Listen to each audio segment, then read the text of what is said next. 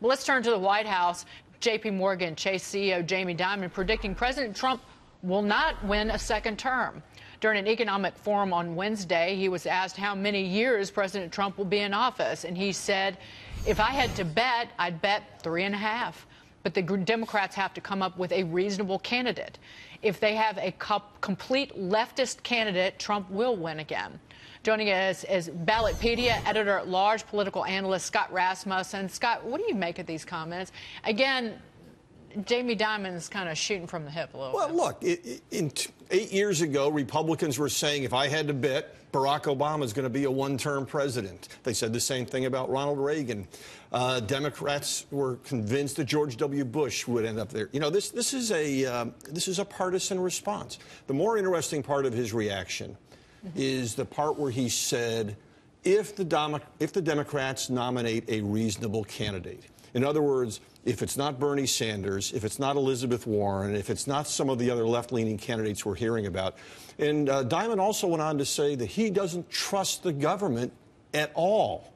For a Democrat to be saying this highlights the problem in the party, because the left wing of the party, very anti-business, very committed to centralizing all power in the government, and they're going to lose people like Jamie Dimon. Well, because Congressman Tim Ryan, some of the things that he gave an interview recently and some of the platform items he was talking about, and Ryan is seen as one of the, Donna Brazile predicts 25 people running for the nomination in 3 years, that Tim Ryan's talking about single-payer health care. He's talking about increasing the earned income tax credit, so that is bigger government. Well, if you talk about the earned income tax credit, you might find some support along the way. But if you talk about single-payer health care, that is the greatest gift you could give Donald Trump in a re-election battle. If you talk about any effort to centralize power in official Washington, that's a big thing. And if you talk about anything that lets the political elite, the elite journalists, the elite politicians, the people that never leave Washington, if you talk about giving them more influence in the decision-making process,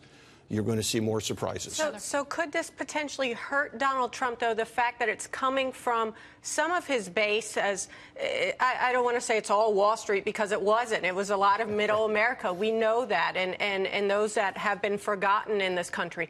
But to someone like Jamie Dimon, who is just such a pioneer and a champion of Wall Street and investment banking, does that hurt Trump and the economic agenda going forward? Does that matter? No, it doesn't. I laugh because he's the swamp, really. Yeah. He's the New York swamp versus the D.C. swamp. Sure. Why are Republicans in power? There's two reasons. First is bank bailouts. Second is Obamacare, probably in the opposite order. But in that situation, to have the CEO of the large bank like JPMorgan on the other side, that's great. That's like having the Washington Post oppose Donald Trump.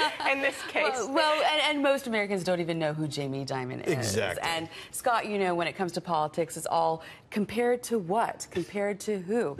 So when you're looking at Donna Brazile's book, when you're looking at even Kathleen Sebelius, who came out and said, maybe Democrats should have shuffled Bill Clinton, you know, out of the spotlight. Scott, when you look at this, what happens to Democrats in 2020 if they put up Hillary Clinton again? They're not going to put up Hillary Clinton again.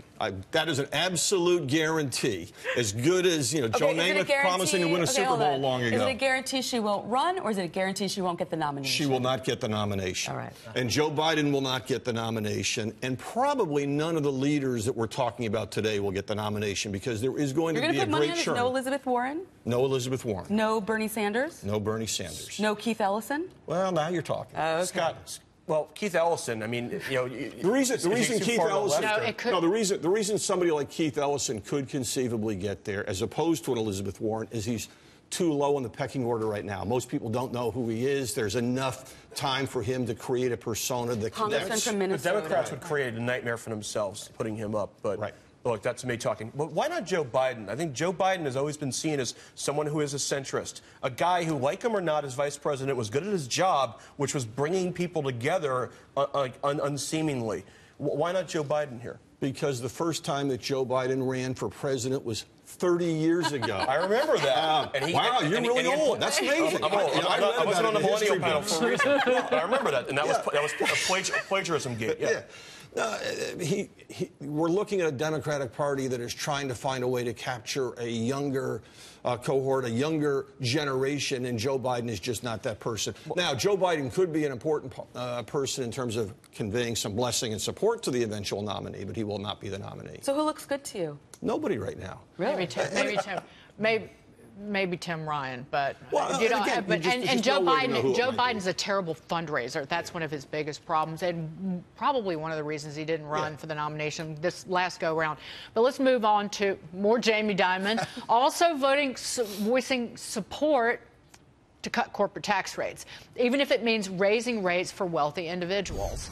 That's not surprising because actually, that's what the plan kind of sort of does. Right. It gets rid of the state and local tax deduction for the most part in the House. Senate bill completely gets rid of it and uses that money to help pay for a corporate tax cut. That's the essence of what this is. Right.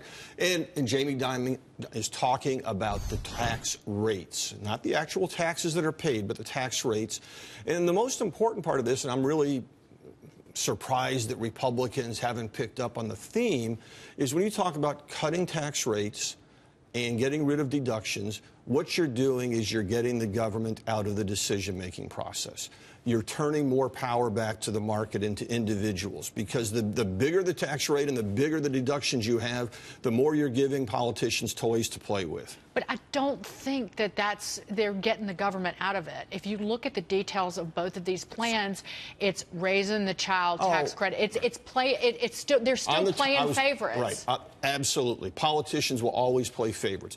The lower the rate is, the less of an impact that has. So if you reduce the corporate tax rate, you are reducing the impact of the government playing around.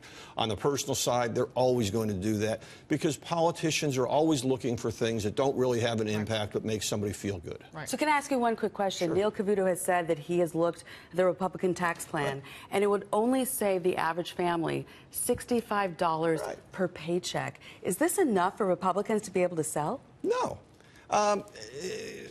You know, this is a debate that is engulfing the swamp.